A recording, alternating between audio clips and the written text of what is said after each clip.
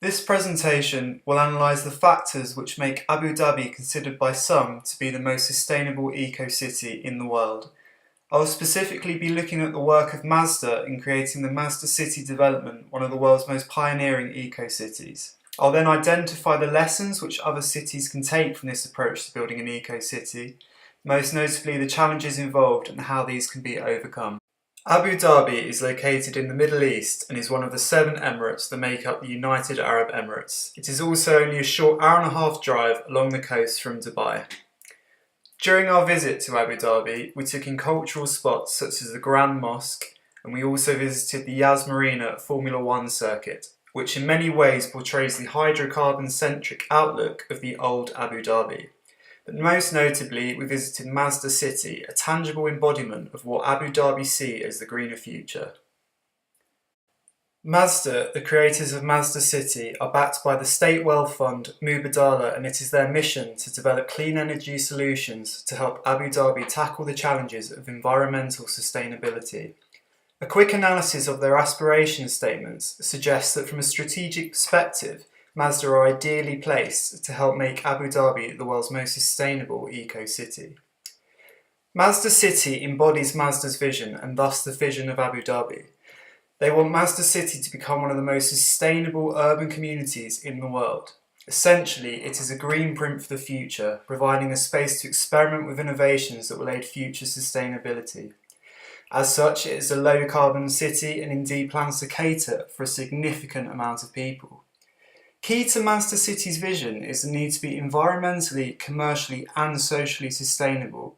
We will look at how Mazda address all 3 of these pillars. So this video depicts a scale model of the development. Right here you've got the central cluster and the main plazas spanning out to sustainable real estate on the outskirts, and then right at the bottom of the model, the development, is a large 10 megawatt solar plant. This is an example of the clean tech advancements, and that's the first innovation we're going to look at right now. As highlighted in the video, the expansive on-site 10 megawatt solar plant will power more than 1,000 homes, and this will be supplemented by rooftop panels throughout the city. There are, however, challenges integrating this technology. For one, it is necessary to ensure that the panels do not overheat, and so these panels change direction to optimise shade and minimise heat damage during the hottest periods of the day. And the other big issue is dust and sand, which reduces the effectiveness of PV technology, and so the panels do require regular cleaning.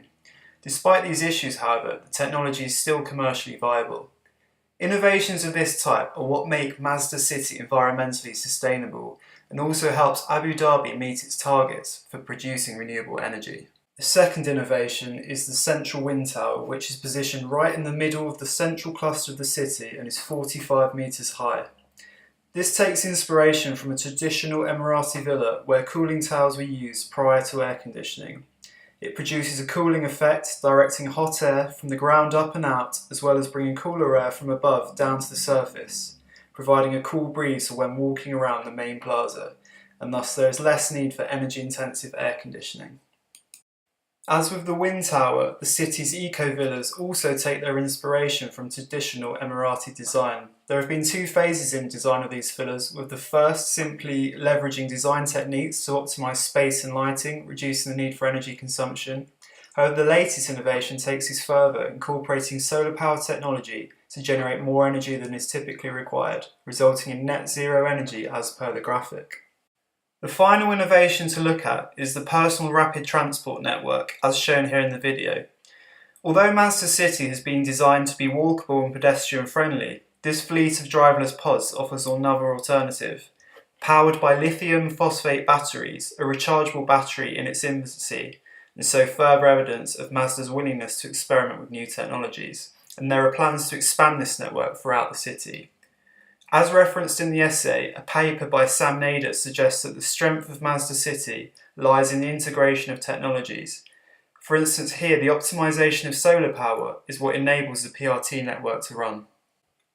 So far, we've looked at the innovations that make Mazda City environmentally sustainable. However, as emphasised in the report, Mazda also needs to be commercially sustainable. Primarily, this is done by attracting businesses, which will in turn bring residents and visitors.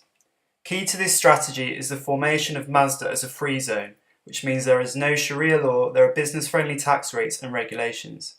As we can see from statistics, there has been a positive increase in the number of businesses registered in Mazda City over recent years, with large multinational corporations such as Siemens locating their Middle East headquarters in the city.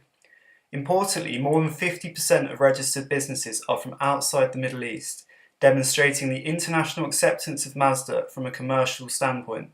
This proves there is a blueprint for commercial viability. The final type of sustainability to assess is social sustainability, which is about identifying and managing business impacts, both positive and negative, on people. And Mazda achieved this by supporting and hosting events and initiatives. Abu Dhabi Sustainability Week in particular is a discussion of environmental, economic and social factors relating to sustainability. Another example is the Wiser initiative, which is interesting because it provides women with a catalyst to provoke change in the space, perhaps challenging some people's perceptions of Abu Dhabi, that much like it being an oil city, it is also not socially backwards with regards to equality. These initiatives help to change the global perspective on this view, thus helping Abu Dhabi become more socially sustainable. Having discussed Mazda City's approach to sustainability, I will now look at the key lessons which other cities can learn from Mazda's approach. So the first lesson relates to what we've already discussed, Mazda's multifaceted approach to sustainability, which is based upon the 3 pillars of sustainability concept, which has become core to the mainstream discussion on this topic. For a project to be sustainable, it must offer practical solutions to environmental challenges, which Mazda achieves through clean tech innovations. It must address social issues, and we've looked at several initiatives hosted by Mazda, and the projects must also be commercially viable, which Mazda have a blueprint for by fostering commercial partnerships. Thus, the Mazda City Greenprint provides a true plan for sustainability, and indeed this is something other eco-cities, such as Tianjin, should take note of. The second lesson is rather a challenge with the project, and challenges the assumption that Mazda City is commercially viable. So Mazda City is often regarded by the press to be a green ghost town, and this is illustrated well by the picture on this slide because it exemplifies the work that still needs to be done.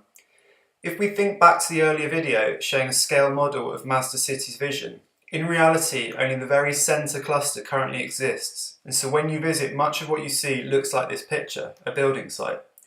This is partly down to financial difficulties which are resulting in project delays.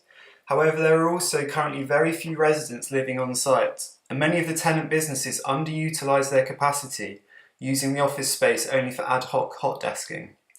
The challenge for Mazda, as discussed in the essay, is persuading people to adopt a sustainable lifestyle, especially given Mazda City is competing with Abu Dhabi itself for residents. And this is a vicious cycle, as without people there is no money, and without money it is difficult to build the amenities to attract the people. Let's briefly consider innovation management theory and Moore's life cycle of adoption. A common issue with innovations is how to bridge the gap between early adopters and the early majority. And although this is for technological innovations, this is no different for an eco-city, and arguably Mazda City are stuck in this chasm. Primarily, this is why I personally do not believe Abu Dhabi is the world's most sustainable eco-city, or at least it's not yet.